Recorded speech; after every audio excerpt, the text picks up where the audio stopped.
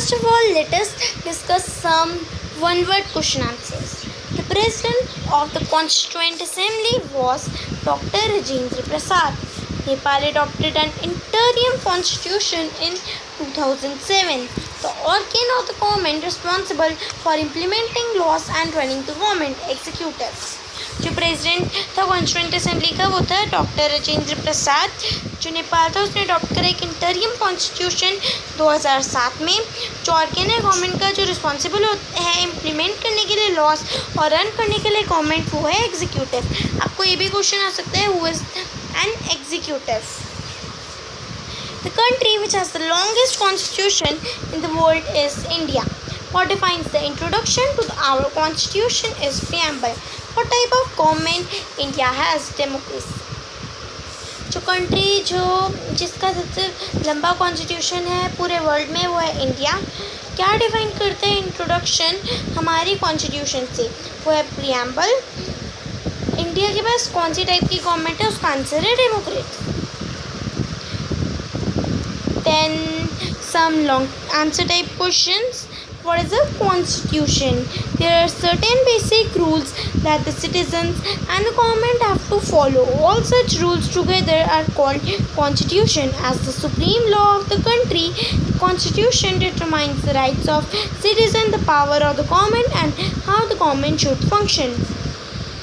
कुछ certain basic rules होते हैं जो सिटीजन्स और गवर्नमेंट को फॉलो करने पड़ते हैं. ये सारे जो रूल्स हैं टुगेदर कहे जाते हैं constitution. As a supreme law of the country जो कॉन्स्टिट्यूशन है वो हमको बताता है सिटीजन्स की राइट कि कितनी पावर है गवर्नमेंट के पास और गवर्नमेंट को कैसे फंक्शन करना चाहिए. In large societies how are the constitutive rules formulated. Large societies में कॉन्स्टिट्यूटिव रूल्स कैसे फॉर्मुलेट करे जाते हैं? Through consensus. What purposes are served by the Indian Constitution?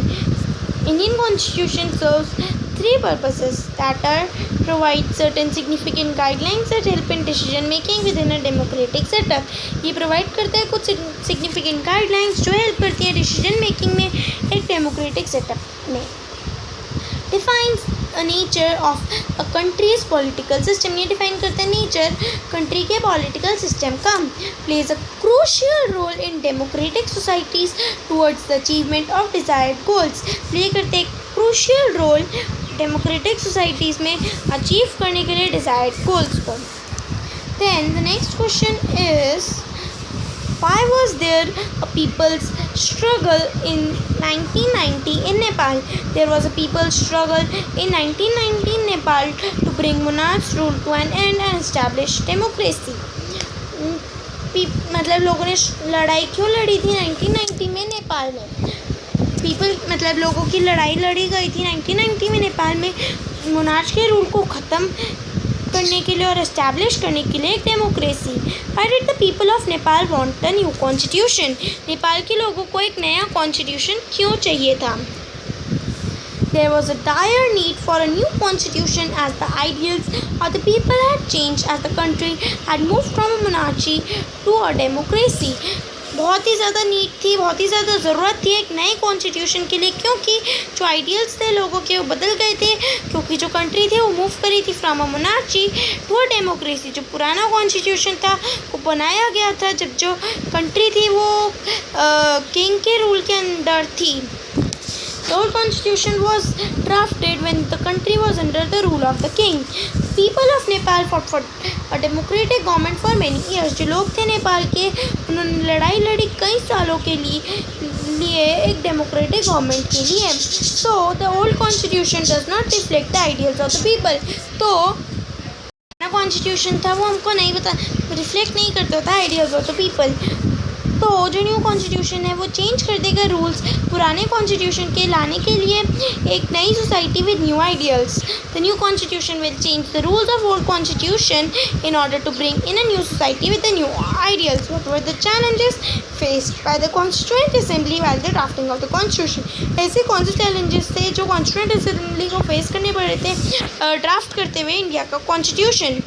India, being a diverse country, faced various difficulties while drawing up its constitution.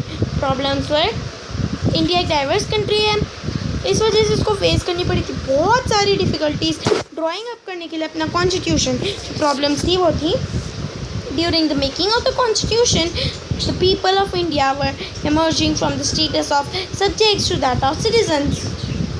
जब जो constitution था वो बन रहा था तब जो लोग थे इंडिया के वो आ रहे थे स्टेटस ऑफ सब्जेक्ट से टू दैट ऑफ सिटीजन्स। जो पार्टीशन था कंट्री का वो हुआ था बेसिस ऑफ रिलीजन डिफरेंसेस पे। ये बना था एक traumatic experience for the people of both the countries India और पाकिस्तान, जिसकी वजह से 10 लाख लोग मारे गए थे। The British left it to princely states to ascertain whether they want to merge with India or with Pakistan or remain independent. The merger looked like a difficult and uncertain task. जो British थे उन्होंने छोड़ दिया था princely states पे कि उनको किसके साथ मर्ज करना है, इंडिया के साथ या पाकिस्तान के साथ या इंडिपेंडेंट रहना है। जो मर्जर था वो बहुत ही ज़्यादा डिफ़िकल्ट टास्क और अनसर्टेन टास्क लग रहा था। These problems created anxiety for the makers of the constitution regarding the present and the future of the country. Therefore, during the drafting of the constitution, the future of the country looked insecure. ये जो problem थी इन्होंने बना दी anxiety for the makers of the constitution, present और future of the country को लेके। इस वजह से जब जो हमारा जो constitution था वो draft हो रहा था तब जो future था country का वो insecure लग रहा था। Then the seventh question is, for what purpose was the Constituent Assembly formed in India? किस पर्पज़ के का मतलब किस वजह के कारण Constituent Assembly थी इंडिया में बनाई गई? Constituent Assembly of India consisting of indirectly elected representatives was established to draft a constitution for India. जो Constituent Assembly थी consist of करती थी indirectly elected representatives और ये बनाई गई थी ड्राफ्ट करने के लिए यानी कि लिखने के लिए कॉन्स्टिट्यूशन इंडिया का। ये एग्जिस्ट करी थी फॉर ऑलमोस्ट 3 years और जो इसके लोग थे उन्होंने सर्व करा था as the nation's first parliament in 1947। Then the 8th question is, what would happen if there were no restrictions on the power of elected representatives? ऐसा क्या होएगा अगर कोई भी रिस्ट्रिक्शन ना हुई पावर पे इलेक्टेड रिप्रेजेंटेटिव्स की? If there were no restrictions on the power of elected representatives, the leaders might misuse the powers given to them. The Indian Constitution provides safeguard against this misuse of power by political leaders. The Constitution lays down rules that guard the citizens against misuse of power. अगर कोई भी restriction नहीं होती power of elected representatives पे तो जो leaders हैं वो अपनी पावर का मिसयूज़ कर सकते हैं जो उनको दी गई है। जो इंडियन कॉन्स्टिट्यूशन है वो प्रोवाइड करता है सेफ गार्ड इस मिसयूज़ ऑफ पावर्स के अगेंस्ट हमारे पॉलिटिकल लीडर्स से। और जो कॉन्स्टिट्यूशन है उसमें होते हैं ऐसे रूल्स जो हमको गार्ड करते हैं, हमको बचाते हैं सिटीजन्स को उस मिसयूज़ ऑफ पावर्स से। What is universal adult franchise? Universal adult franchise क्या है? It means the right to vote of all adults without the discrimination of caste, religion, sex, creed etcetera. ये राइट है vote करने के लिए सारे adults के, यानी कि उन लोगों के जो 18 साल से बड़े हैं, irrespective of their caste, religion, sex, creed, etc. How many levels of government are there in India? India में कितने लेवल्स ऑफ गवर्नमेंट है? First is central government, then the next is state government and then third one is local self government.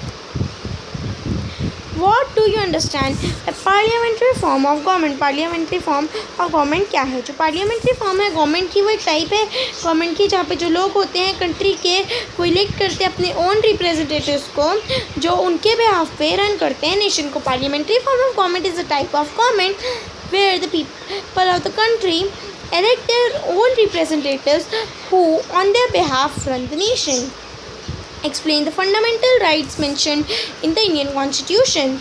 First is right to equality, second is right to freedom, third is right against exploitation, fourth is right to freedom of religion, fifth is cultural and educational rights, and the sixth is right to constitutional remedies. Equality.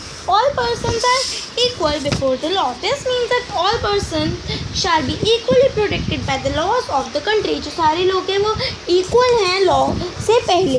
इसका ये मतलब है कि जो लोग हैं वो equally protect करे जाते हैं लॉ से कंट्री के। It also states that no citizen can be discriminated against on the basis of their religion, caste or sex. ये भी कहता है कि हम किसी भी इंसान को मतलब किसी भी सिटीज़न को डिस्क्रिमिनेट नहीं कर सकते उनके रिलीजन के लिए, उनके कास्ट के लिए और वो किस जेंडर के हैं. Every person has access to all public places including playgrounds, hotels, shops, etc. Her person को एक्सेस होना चाहिए पब्लिक प्लेसेस का, जैसे कि playgrounds, hotels, shops. The state can discriminate against anyone in matters of employment. जो state है वो किसी को भी डिस्क्रिमिनेट नहीं कर सकती एम्प्लॉयमेंट के लिए. But there are exceptions to this that we will read about later. The practice of untouchability has also been abolished. Practice untouchability की वो भी ख़त्म करी गई है. Then the next is right to freedom. This includes the right to freedom of speech and expression, the right to form associations, the right to move freely and reside in any part of the country, and the right to practice any profession, occupation or business. Right to freedom है, ये include करती है right freedom किसी के बोलने के और express करने के लिए अपने आप को, right करने के लिए form, right है हमारे पास form करने के लिए associations, इधर उधर घूमने के लिए कंट्री में और किसी भी जगह पे रहने के लिए कंट्री में. राइट है हमारे पास प्रैक्टिस करने के लिए किसी भी प्रोफेशन, ऑक्यूपेशन और बिजनेस. राइट अगेंस्ट एक्सप्लॉयटेशन, इसमें आता है कि जो कॉन्स्टिट्यूशन है वो प्रोहिबिट करती है trafficking, force labours and children working under 14 years of age. Right to freedom of religion. Religious freedom is provided to all citizens.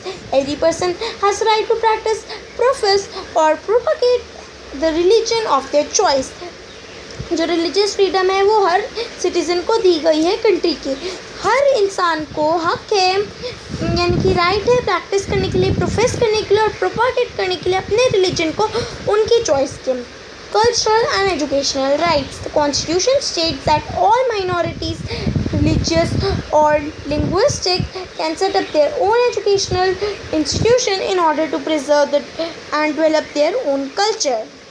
जो कॉन्स्टिट्यूशन है वो कहता है कि जो सारी माइनॉरिटीज़ हैं, रिलीजियस और लिंग्विस्टिक हैं, वो सेटअप कर सकते हैं अपना खुद का एजुकेशनल इंस्टीट्यूट प्रिजर्व करने के लिए और डेवलप करने के लिए अपना खुद का culture. Right to constitutional remedies. This allow citizens to move the court if they believe that any of their fundamental rights have been violated by the state. ये अलाउ करते हैं सिटीजन्स को पहुंचने के लिए कोर्ट, अगर उनको ऐसा लगता है कि उनके कोई भी फंडामेंटल राइट है वो स्टेट वायोलेट कर रहा है. जो ये सारी हैं 5. The next question is, why does a democratic country need a constitution? A democratic country needs a constitution because constitution tells us the fundamental nature of our society. A constitutional helps serve as a set of rules and principles that all persons in a country can agree upon as the basis of the way in which they want the country to be governed. जो democratic country है उसको ज़रूरत है constitution की, क्योंकि जो constitution है वो हमको बताता है fundamental nature हमारी सोसाइटी का. एक constitution हमको हेल्प करता है सर्व करने के लिए एक as a set of rules और प्रिंसिपल्स जिस पे जो सारे लोग हो कंट्री के वो एग्री कर सकें on the basis of the way, और उस तरीके मतलब उन बेसिस पे कि किस तरीके से वो चाहते हैं जो कंट्री है वो गवर्न हो. Then the next question is, what are the directives of state policy? Why are they included in the Indian Constitution? Directives of state policy क्या होते हैं और इनको इंडियन कॉन्स्टिट्यूशन में क्यों इंक्लूड करा जाता है? The directive principles constitute a very comprehensive social, economic and political program for a modern and welfare state. जो डायरेक्टिव प्रिंसिपल्स होते हैं ये कॉन्स्टिट्यूट करते हैं बहुत ही ज़्यादा कॉम्प्रिहेंसिव सोशल और इकोनॉमिक और पॉलिटिकल प्रोग्राम एक मॉडर्न और वेलफेयर स्टेट के. These principles emphasises that the state shall try to promote welfare of people by providing them basic facilities like shelter, food and clothing. ये कहते हैं कि जो स्टेट है उसको ट्राई करना चाहिए लोगों की अच्छाई के लिए, मतलब लोगों का भला करने के लिए उनको प्रोवाइड करके बेसिक फैसिलिटीज़ जैसे कि shelter, food, clothing. Directive principles of state policy aim to create social and economic conditions under which citizens can lead a good life. ये एम करते हैं बनाने के लिए सोशल और इकोनॉमिक कंडीशंस जिसके होते जो सिटीजन्स हैं वो लीड कर सकते हैं एक अच्छी लाइफ. ये also aim to establish social and economic democracy through a welfare state. ये एम करते हैं एस्टैब्लिश करने के लिए एक सोशल और economic democracy through a welfare state. That's all for now. Thank you.